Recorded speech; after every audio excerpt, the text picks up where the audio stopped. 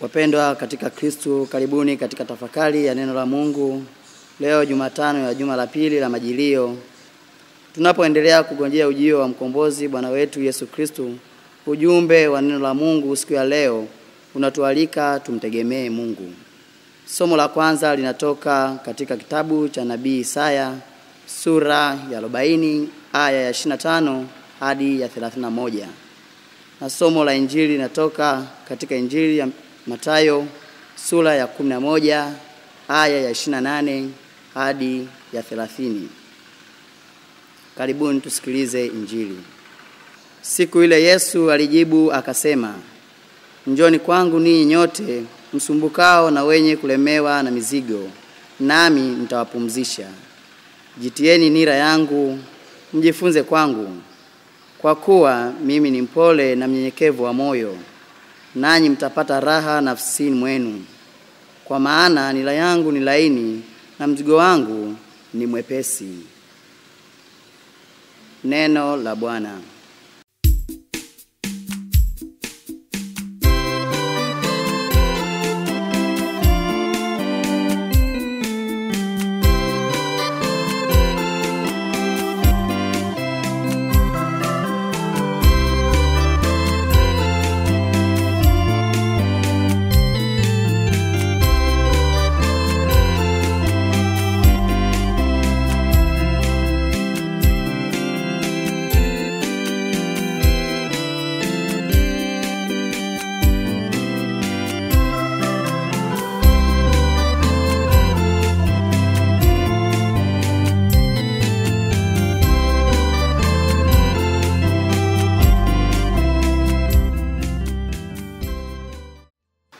Wapendwa katika Kristo, somo la kwanza linatoka katika sehemu ya pili ya kitabu cha nabii Isaya, ambapo nabii Isaya anatueleza ya kuwa hakuna kumfananisha na Mungu, kwani yeye anao uwezo wote na akili zake hazichunguziki.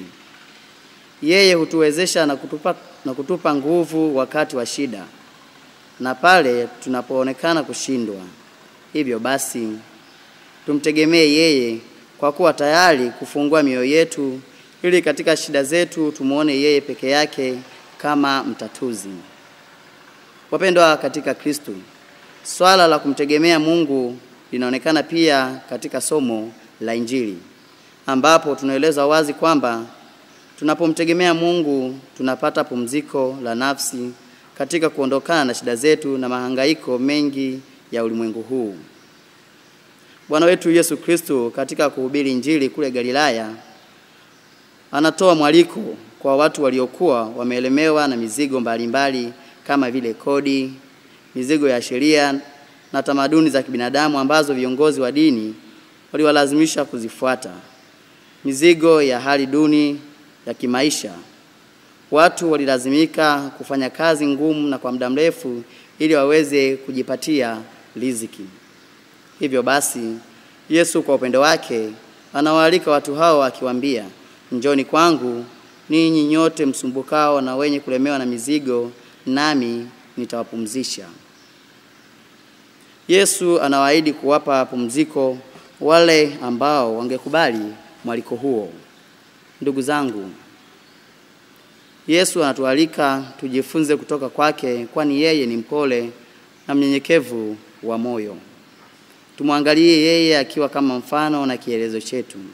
Katika maisha yetu ya kila siku hapa duniani, ni kweli kwamba tunapitia changamoto mbalimbali. Changamoto hizo zinaweza zikawa za kiimani, za kifamilia au hata za kikazi. Kiasi kwamba muda mwingine tunafikia hatua ya kukata tamaa na kupoteza hata mwelekeo ni nani tumueleze shida zetu ili aweze kutusaidia. Na matokeo yake sasa tunaishia kuwategemea watu ambao sio sahihi na hawawezi wakatusikiliza shida zetu. Badala ya kutatua changamoto hizo, tunajikuta tukiongeza matatizo zaidi. Kumbe tuwe tayari kujikabidhi sisi wenyewe kwa Mungu, tukiiga mfano wa Mtakatifu Ambrosi ambaye basi leo tunamkumbuka na kuadhimisha siku yake.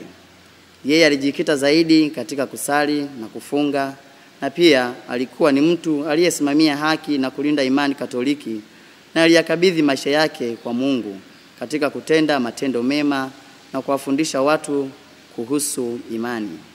Hivyo basi tunaalikwa kuiga mfano huo wa Mtakatifu Ambrosi kwa kuwa tayari kuwasaidia watu kumjua Mungu. Tuwe wepesi wa kumkimbilia na kumtegemea Mungu katika shida zetu ili aweze kutupatia suluhisho. Tumsifu Yesu Kristo.